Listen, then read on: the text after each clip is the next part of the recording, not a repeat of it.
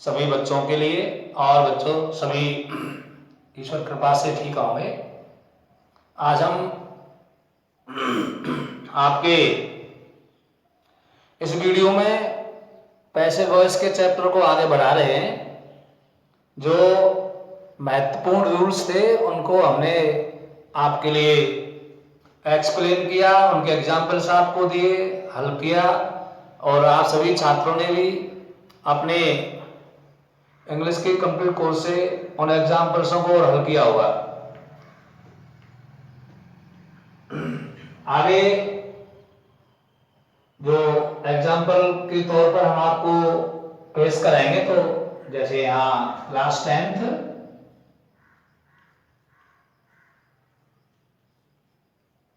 Class 10th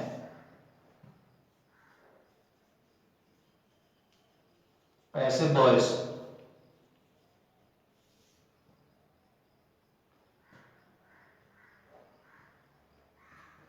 कई प्रकार के सेंटेंसेस आते हैं, तो उनमें हमें अपना अध्ययन करना है, उनका अनुभव प्राप्त करना है। जितने एग्जाम्पल्स हल करेंगे उतनी हमारे अंदर पैसिव वॉइस को हल करने के नियम याद होंगे, निपुणता आएगी।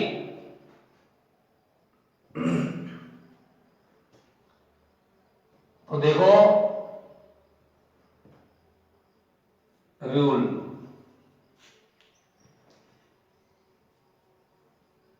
यदि एक्टिव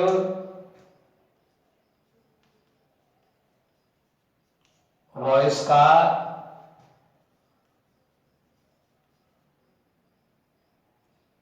सेंटेंस, यदि एक्टिव वॉइस का सेंटेंस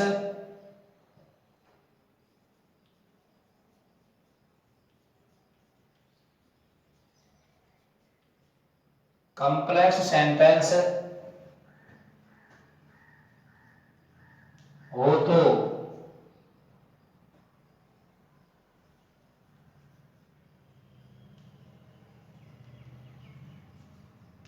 सबऑर्डिनेट क्लॉज का ही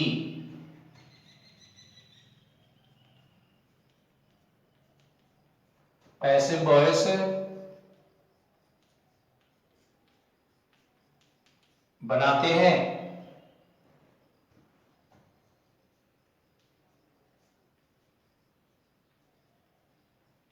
शेष सेंटेंस को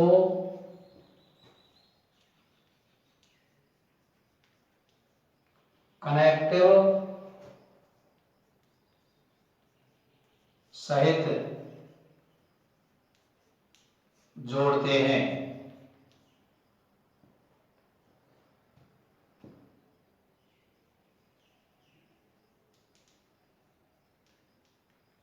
पैसिव वॉइस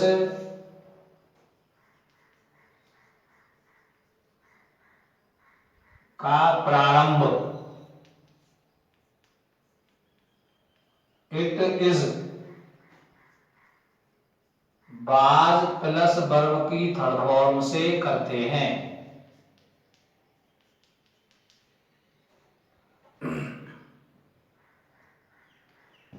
ये आप जो नियम पढ़ रहे हो, ये कॉम्प्लेक्स सेंटेंस जो लिखा हुआ है, सेंटेंस के बारे में आपको पूर्व कक्षा में बताया है और 10th क्लास का एक चैप्टर आएगा, उसमें भी आपको बताएंगे सेंटेंस के बारे में। क्योंकि आपके पाठ्यक्रम में टॉपिक है क्लॉजेस। तो क्लॉजेस 3 प्रकार के होते हैं, नाउन क्लॉज, रिलेटिव क्लॉज और कंडीशनल क्लॉज। तो उनमें हम सेंटेंस जब पढ़ते हैं तो क्लॉज एक वाक्य होता है, तो सेंटेंस के प्रकार जैसे आपका मिलता है असर्टिव सेंटेंस, साधारण वाक्य। साधारण वाक्य उसकी पहचान होती है यदि सेंटेंस में एक फाइनाइट वर्ब होती है, उसको असर्टिव सेंटेंस कहते हैं। दूसरे आता है आपका कंपाउंड सेंटेंस, जिसको हम संयुक्त वाक्य कहते हैं। कंपाउंड और संयुक्त वाक्य होता है। तीसरा आता है आपका कॉम्प्लेक्स सेंटेंस, जो आप देखो उसको मिश्रित वाक्य कहते हैं। इसके डबल क्लॉजेस होते हैं। एक तो मैंने आपको लिखा है सबऑर्डिनेट क्लॉज, एक होता है इसमें प्रिंसिपल क्लॉज या main clause.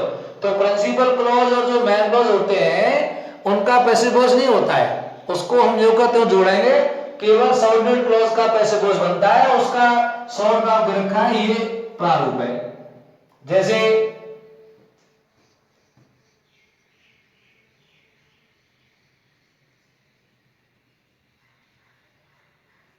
The pupil believed that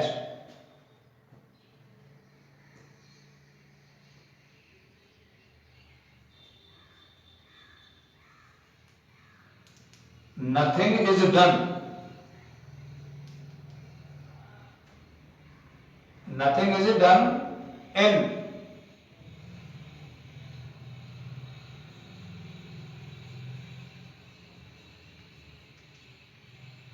bad conditions। ये सेंटेंस है अपना, pupil believed that nothing is done in bad conditions। तो देखो ये that जो है हमारा सबऑर्डिनेट कनेक्टिव है, अब इससे जो सेंटेंस जुड़ा हुआ है वही हमारा कॉम्प्लेक्स सेंटेंस कहलाएगा। तो यहां से लेकर जो आपका सेंटेंस है ये हमारा दैट कनेक्टिव है, इसके बाद का जो वाक्य है वो हमारा मेन क्लॉज है, प्रिंसिपल क्लॉज है। तो हमें इसका पैसिव वॉइस नहीं बनाना है, तो पैसिव वॉइस बनेगा केवल इसका। इसका हम जब पैसिव वॉइस बनाते हैं तो आपको स्पष्ट लिखा है कि इसे सबऑर्डिनेट क्लॉज का जो पैसिव वॉइस है उसको शुरू करते हैं इट से, तो हमें यहां इट लगा लिया। अब देखो इज और वाज दोनों में से एक आएगा, इज आता है फर्स्ट फॉर्म के लिए, वाज आता है सेकंड फॉर्म में। तो बिलीव्ड जो है यहां पर वर्ब की सेकंड फॉर्म है, इसलिए लिखेंगे was.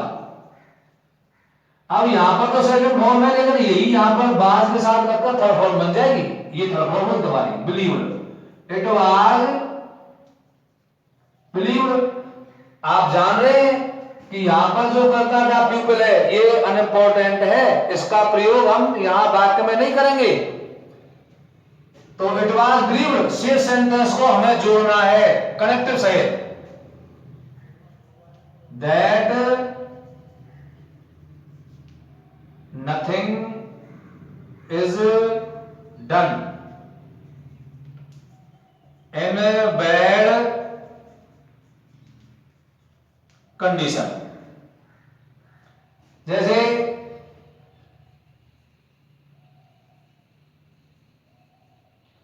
The teacher says that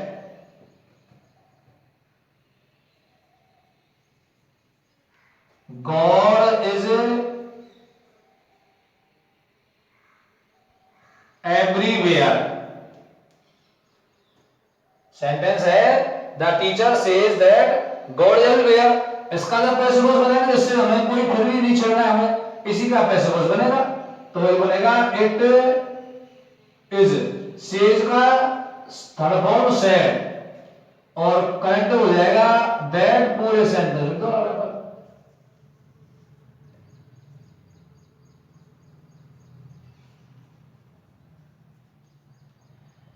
तो ये हमारे कॉम्प्लेक्स सेंटेंस का पैसिव वॉइस है। कॉम्प्लेक्स सेंटेंस में सबऑर्डिनेट क्लॉज जो है, और ये आपको कोई पहचान में आ गया है, कनेक्टिव के बाद का जो भाग है वो हमारा मेन क्लॉज कहलाएगा। और मेन क्लॉज का पैसिव वॉइस नहीं बनाते हैं, यहां हमें केवल इसका पैसिव वॉइस बनाना है। तो ये रूल और नियम शायद आपकी समझ में आया है, इसको सभी भाई ध्यान से रखेंगे। अगला जो सेंटेंस शुरू करेंगे यहां पर हम, वो है इंपेरेटिव सेंटेंस का पैसिव वॉइस।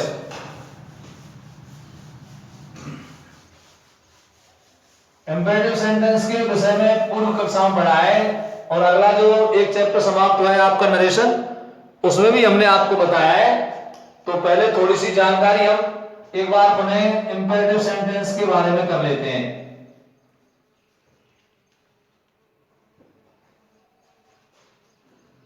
इंपेरेटिव सेंटेंस,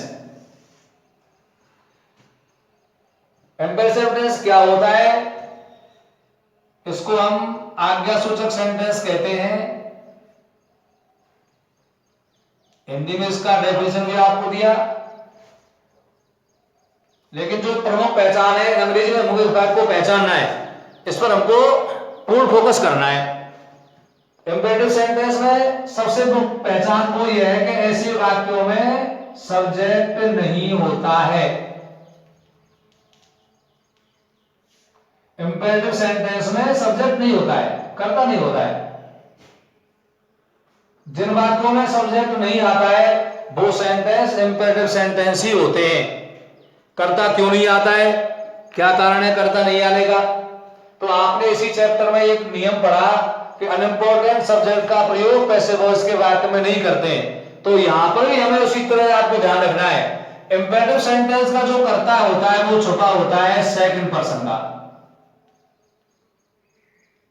क्योंकि इंपेरेटिव सेंटेंस की जो पहचान है, जो परिभाषा, वो कहती है आज्ञा, अनुमति, प्रार्थना, आदेश आदि के भाव जहां होते हैं वहां सेंटेंस इंपेरेटिव होता है, और ये समस्त भाव हमेशा सेकंड पर्सन से होते हैं, सेकंड पर्सन यू। तो इंपेरेटिव सेंटेंस करता होता है यू, जो छुपा हुआ होता है अनइम्पोर्टेंट है। इसको मैंने कल बताया था कि अनइम्पोर्टेंट कुछ नहीं होता है, केवल अंडरस्टूड होते हैं, जिन्हें स्वतः समझ लिया जाता है। तो इंपेरेटिव सेंटेंस की जो बड़ी पहचान वो ये है कि इसमें सब्जेक्ट नहीं आता है। तो कई प्रकार के, 5 प्रकार के सेंटेंसेस में आप देखोगे इंपेरेटिव सेंटेंस 2 प्रकार के होते हैं, एक होता है असर्टिव, एक होता है नेगेटिव। तो इसमें आपको पहले हम बताएं जो एक प्रकार का फर्स्ट, यदि सेंटेंस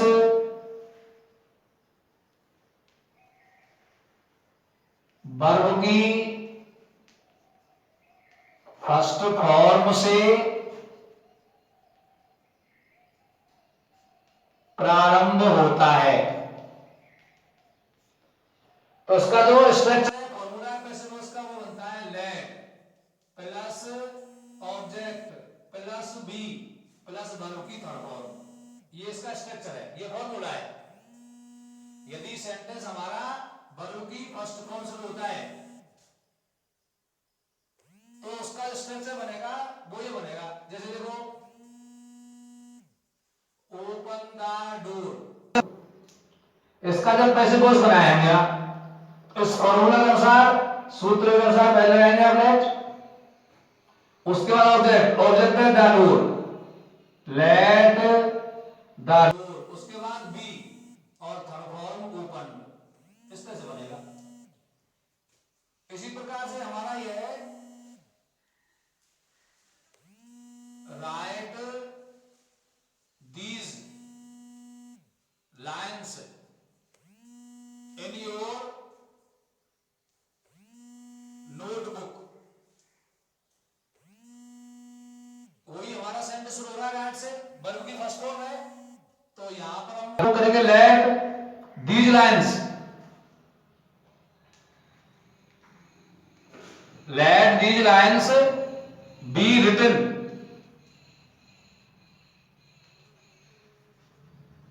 इन योर नोटबुक। दूसरे प्रकार का सेंटेंस आप देख रहे हो या, यदि सेंटेंस डोंट से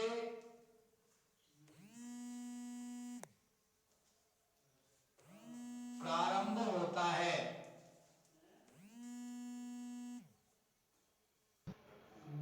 इसका आपका बनेगा let plus object plus not plus be और प्लस वर्ब की थर्ड फॉर्म, ये बनेगा।